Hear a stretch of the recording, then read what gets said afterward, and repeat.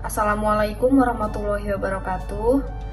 Di sini kami dari kelompok 3 akan mempresentasikan hasil kerja kelompok kami, yaitu tim kerja. Anggotanya ada Husnul Khotimah, Alifa Bashar, saya sendiri Ines Nisa Ulumami, Lisa Livia, Sally Eliana, dan Sultan Raffi. Selamat menyaksikan. Definisi tim kerja. Sekelompok orang dalam suatu organisasi dengan kemampuan yang beragam namun memiliki komitmen yang sama terhadap tujuan, ukuran kinerja, tanggung jawab, dan pendekatan yang sama. Perbedaan kelompok kerja dan tim kerja. Sasaran itu tim kinerja kolektif, sedangkan kalau kelompok itu berbagi informasi. Lalu ada sinergi. Kalau sinergi itu di tim ada positif, sedangkan di kelompok ada netral, kadang negatif. Lalu ada akuntabilitas. Di tim itu ada individual dan saling lengkapi. Kalau di kelompok itu ada individual.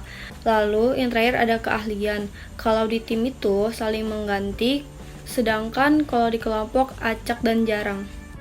Selanjutnya ada jenis-jenis tim. Yang pertama, tim penyelesaian masalah, membahas perbaikan kualitas, efisiensi, dan lingkungan kerja. Yang kedua, tim kerja pengelola diri sendiri, yaitu membahas perencanaan kerja, kontrol kerja, pemberian tugas, membuat keputusan, pengambilan tindakan atas permasalahan, serta kerjasama antar pemasok dan pelanggan. Yang ketiga, tim lintas fungsional merupakan cara efektif yang memungkinkan orang-orang dari berbagai bidang berbeda untuk bertukar informasi, mengembangkan ide baru, memecahkan masalah, dan mengkoordinasikan proyek yang rumit.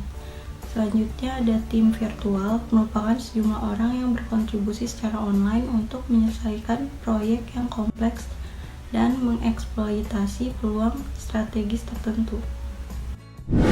Selanjutnya, menciptakan tim yang efektif ada 4 faktor kontekstual. Yang pertama, sumber daya memadai. Yang kedua, kepemimpinan dan struktur. Yang ketiga, suasana kepercayaan. Dan yang terakhir ada evaluasi kinerja dan sistem penghargaan. Komposisi. Yang pertama ada kemampuan anggota, yang kedua ada kepribadian, yang ketiga ada mengalokasikan peran dan menggalakkan keanekaragaman, yang keempat ada keragaman, yang kelima ada ukuran tim, yang keenam ada kefleksibelan anggota, dan yang ketujuh ada pilihan anggota. Selanjutnya adalah rancangan pekerjaan yang terdiri dari 4 variabel. Yang pertama adalah kebebasan dan otonomi, yang kedua kemampuan untuk menyelesaikan dan mengidentifikasi semua tugas atau produk, yang kedua keuntungan pada kegunaan keahlian berbeda dan talenta, dan yang keempat bekerja dalam tugas atau proyek yang berpengaruh secara substansi dengan yang lain. Yang selanjutnya ada proses. Yang pertama ada tujuan umum. Tujuan umum tim yang efektif mempunyai tujuan bersama dan sangat berarti dan memberikan pengarahan, momentum, dan komitmen untuk anggota sebagai suatu visi. Yang kedua ada tujuan khusus. Tujuan khusus adalah tim yang sukses menerjemahkan tujuan bersama mereka menjadi tujuan kinerja yang realistis, dapat diukur, dan spesifik.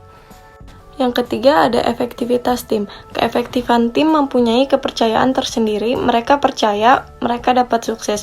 Kita menyebutnya kekuatan tim. Dan yang selanjutnya ada tingkat konflik. Tingkat konflik dalam tim tidak selalu merupakan hal yang buruk. Konflik tugas dalam tim wajar terjadi karena mendorong perbaikan dan pilihan secara kritis masalah dan dapat diambil di suatu pilihan keputusan tim yang lebih baik. Mengubah individu menjadi pemain tim. Berikut ini beberapa cara yang dapat dilakukan untuk mengubah individu menjadi pemain tim. Yang pertama, seleksi. Beberapa orang telah memiliki keterampilan antara pribadi untuk menjadi pemain tim yang efektif.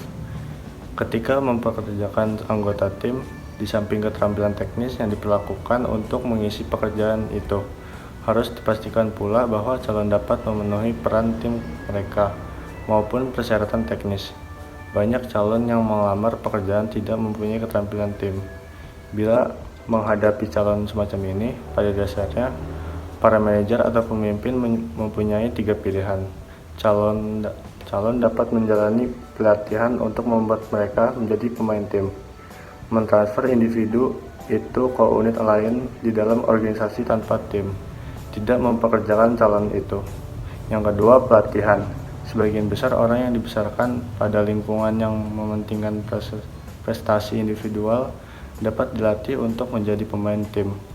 Spesialis pelatihan menjalankan latihan-latihan yang memungkinkan karyawan untuk mengalami kepuasan yang dapat diberikan oleh kerja tim. Yang ketiga, penghargaan. Sistem penghargaan perlu diperbaiki untuk mendorong upaya kooperatif bukannya kompetitif.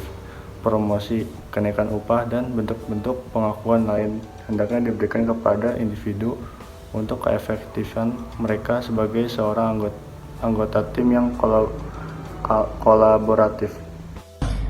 Sekian presentasi dari kelompok kami, kurang lebihnya mohon maaf. Wassalamualaikum warahmatullahi wabarakatuh.